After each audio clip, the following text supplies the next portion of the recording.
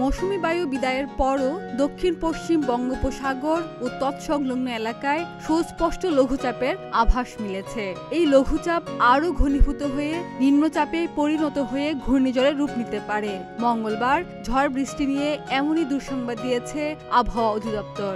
এই অবস্থায় উত্তর বঙ্গোপসাগরে অবস্থানরত মাছ ধরার নৌকা ও ট্রলারগুলোকে পরবর্তী নির্দেশ না দেওয়া পর্যন্ত গভীর সাগরে বিচরণ না করতে বলা হয়েছে। পূর্বাভাসে আবহাওয়া অফিস আরও জানায়, বুধবার সকাল 9টা থেকে পরবর্তী 24 ঘন্টায় চট্টগ্রাম বিভাগের 2-1 জায়গায় বৃষ্টি অথবা বজ্রসহ বৃষ্টি হতে পারে।